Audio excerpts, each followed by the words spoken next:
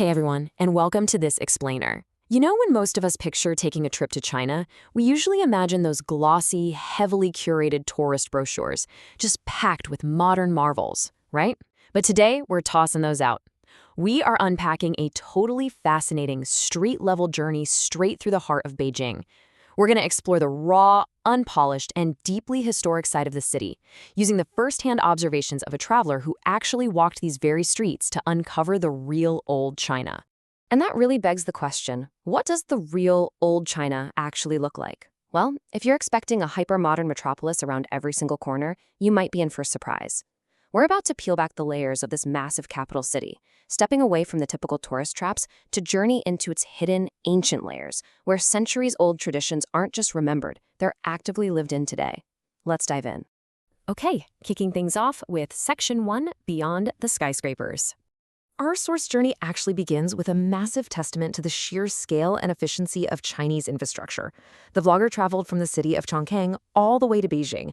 That is a staggering distance of 2,000 kilometers. And how long did that take? Just 6.5 hours on a high-speed bullet train.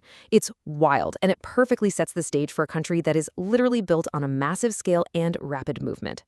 Now, right upon arriving in the capital, the vlogger immediately points out this massive, highly ranked university district. Walking through the student-heavy area, they note that Peking University and Tsinghua University rank 14th and 17th globally. To kind of put that academic powerhouse status into perspective, they compare it to top institutions back in their home country of India, noting that the highest-ranked Indian university, IIT Delhi, sits at 123rd. It's just a really striking observation of the heavy emphasis placed on global academic standing, right there in the heart of the capital.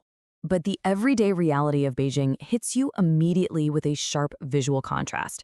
See, in other major Chinese cities like Shenzhen or Guangzhou, you might expect these ultra-modern aesthetics, gleaming skyscrapers, and surprisingly open, empty roads. But Beijing, it is characterized by dense, heavy, multi-lane traffic. And the vlogger notes this really fascinating organizational detail in all the chaos, the license plates. Electric vehicles are distinctly marked with green plates, while traditional petrol cars sport blue plates. It paints this colorful, moving picture of a city trying to manage its massive, bustling transit systems. Moving right along to Section 2, Secrets of the Hutongs. If you really want to understand Old Beijing, you have to understand the hutong. The word itself is actually Mongolian, originating roughly 700 to 800 years ago. It describes these ancient, incredibly narrow, residential alleys that were intentionally built close together to encourage community socializing. Now, thousands of these alleyways existed centuries ago, but today, only about 700 to 800 well-preserved hutongs remain. They serve as these rare, living time capsules of ancient community life. And the sheer scale here is honestly hard to overstate. We are talking about impossibly narrow spaces. The houses themselves are often only 10 to 12 feet wide, with exterior walls maxing out around 8 feet high. Cars absolutely cannot fit down these alleys. No way. The living spaces are so tight that 10 to 15 families might share a single internal courtyard. Because space is at such an absolute premium, daily life just spills right out into the street. You'll see personal belongings, washing, and even reusable chopsticks drying right out in the open alleyway. Visually, yeah, these areas might appear incredibly cramped or even somewhat slum-like to an outsider, but they harbor a fascinating real estate secret. In China, urban land is typically government-owned. Ordinary citizens generally only own their specific apartment flat, not the actual land beneath it. But hutong residents, they're a very rare exception. They can actually own the land itself. And because of this unique legal status, plus the historical value, property rates in these tiny, cramped ancient houses are astronomically high. It's a total real estate anomaly. Which brings us to Section 3, Daily Life and Rules. The dynamic between the citizens and the government here is absolutely fascinating to observe. The vlogger notes a really distinct contrast in civic sense. On a casual street-level basis, locals might drop litter or smoke in public areas, sometimes leaving small piles of trash by trees.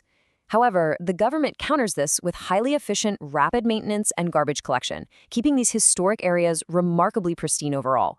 Also, because the houses are so tiny and completely lack modern plumbing space, the government has actually built public toilets every 50 to 100 meters for the entire community to share. Alongside that rapid cleaning, the vlogger makes a distinct observation about the security infrastructure. As they put it, the surveillance is next level. cameras are heavily integrated into literally every aspect of the environment. Whether you're navigating a bustling major road, walking down a tiny 10-foot wide ancient alleyway, or even just passing through forested park areas, the presence of cameras is absolute and constant. All right, Section 4, Relics of the Past. Walking further through the city, the vlogger encounters the massive bell and drum towers. These were built around 800 years ago during the Yuan dynasty, which was a Mongolian-led dynasty, and they dictated the daily rhythm of the entire ancient city for centuries. In the morning, the giant bell would ring to signal the sunrise. As darkness approached, 25 massive drums would beat to signal the sunset.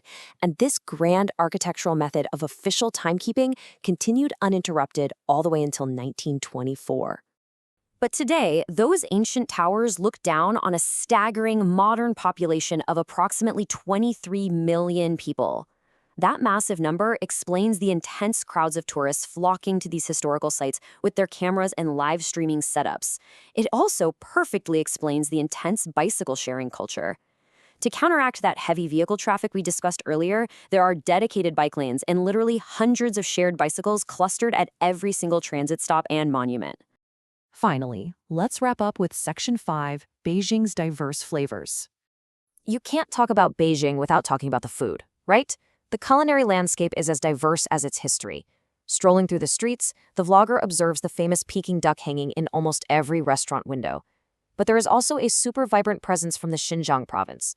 Traditional Uyghur Muslim restaurants feature Arabic script right alongside Mandarin, serving up massive spiced mutton leg pieces and spicy naan bread.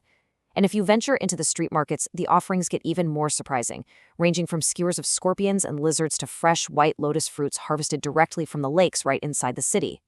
Of course, navigating these popular areas comes with a relatable traveler's reality, the dreaded tourist tax.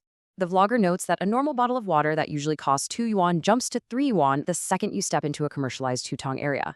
While checking out souvenirs, they also make a really interesting observation about the local fridge magnets.